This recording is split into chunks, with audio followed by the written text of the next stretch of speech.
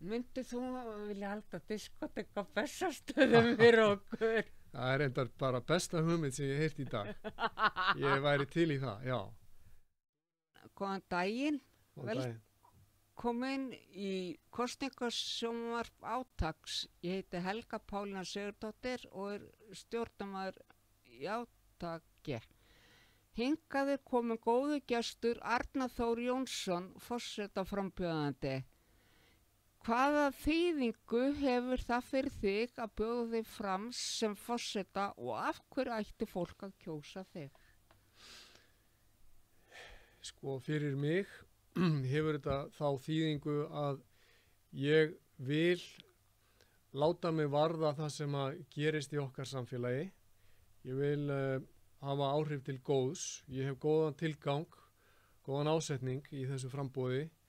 Ég vil verja rétt allra til að fá að vera eins og þau eru. Rétt allra til að fá að tjá sig eins og þau vilja, rétt allra til að fá að klæða sig og ferðast eins og þau vilja, hitta alla sem þau vilja hitta og stofna félög eins og þau vilja og vera með útvarpsstöð eða sjónvarpsstöð eins og þið eru með hér. Og þetta er allt myndbirting frelsisins og ég vil verja frelsið í öllum myndum. Ætlar þú að vera vakandi fyrir aðgengismálum á Íslandi? Já, ég vil leggja öllum lið í því sem að ég mögulega get sem forseti Íslands, en ég myndi láta réttindamál fatlara mig sérstaklega varða. Ég hef frá því að ég var mjög ungur haft svona mikla samkennd með fólki sem er glímu við fötlun. Er framboðið þitt með upplýsingar þig á auðskildnu máli? Já, það held ég að ég megi segja, já. Ég er með heimasíðu sem heitir arnarthor.is með th, arnarthor.is og ég hef held ég leitast við að gera þetta eins skiljanlegt og hægt er. En ég skal viðurkenna það, Helga, að ég er stundum skammaður fyrir að hafa orðin of löng. Það er að segja að nota orðin svo, hvað er maður að segja, gullfallegur þegar ég gæti sagt bara sætur. Já. Skilurðu? Mm-hmm. Þannig að ég gæti örugglega að vanda mig betur í þessu. Gætir þú lifað á örgubótum? Ég sjálfur held ég að ég gæti það ábyggilega, en það er erfitt samt. Ég er ekki viss að við gætum það með mörg börn í heimili. Ég átta mig á því að öryrkjar hafa ekki fengið leiðréttingu á sínum málum og það er líka staðreynd að öryrkjar hafa setið eftir, þeirra mál hafa verið látin sitja á hakanum, sem að það kallar á það að við í rauninni forgangsröðum í okkar samfélagi, þannig að við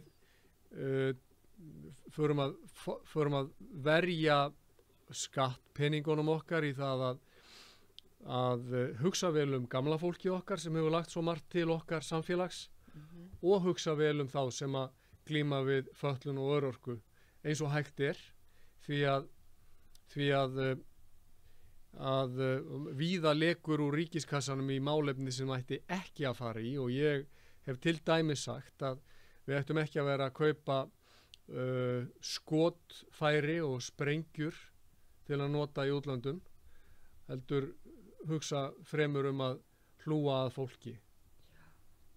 Hefur þú kynnt þér samning Sameinuðu þjóðanna réttindi fatlaðs fólks? Já, ég hef séð þennan samning og til hans hefur verið vísað í ýmsum málum sem að ég fékk inn á mitt borð meðan ég var dómari. Þannig að ég tel mig, ég þekkja ágætlega til hans, held ég. Myndu þú ráða fatlaðan einstakling í starf á Bessastaði? Já, okkur ekki. Ég tel mjög mikilvægt, Helga, að allir fái vinnu við sitt hæfi, allir hafi hlutverk og ég get sagt það úr svona mínu mínu lífi hef ég kynst mörgum fötluðum einstaklingum sem hafa verið mikilvægir svona hlekkir í samfélaginu og verið virtir og elskaðir fyrir það sem þeir voru. Hvernig myndir þú sem forseti að gera til þess að berjast fyrir bættum kjörum og hagsmunum fatlaðra á Íslandi? Ég myndi vilja gera það með því að beina athyglinni að þessu fólki, beina athygli að þeim sem að höllum fæti standa. Ég myndi vilja ég vil horfa á alla, hlusta á alla, finna hvar við getum sagt að þörfin sé mest og lyfta fólki upp þannig að það geti í rauninni fundið tilgang, fengið hlutverk og svona því að það gefur okkur svo mikið að vera sko hlekkur í keðjunni. Er það ekki? Jú. Er það ekki svo mikilvægt fyrir Jú. okkur? Já, en það sem er verst fyrir okkur er að vera einangruð og finnast við vera tilgangslaus. Þess vegna myndi ég vilja að við virkjuðum allt þetta góða fólk og hjálpuðum fólki til þess að nýta þá hæfileika sem við öll höfum. Því allir hafa einhverja hæfileika, ekki satt? Jú. Og þú getur verið hérna með þennan þátt, hugsaðu hvað þú ert nú dugleg og flott. Já. Og takk fyrir það. Myndir þú vilja halda diskotek á Bessastöðum fyrir okkur? Það er endar bara besta hugmynd sem ég heyrt í dag. Ég væri til í það, já. Þú verður að hjálpa mér að velja lögin og svona. Já.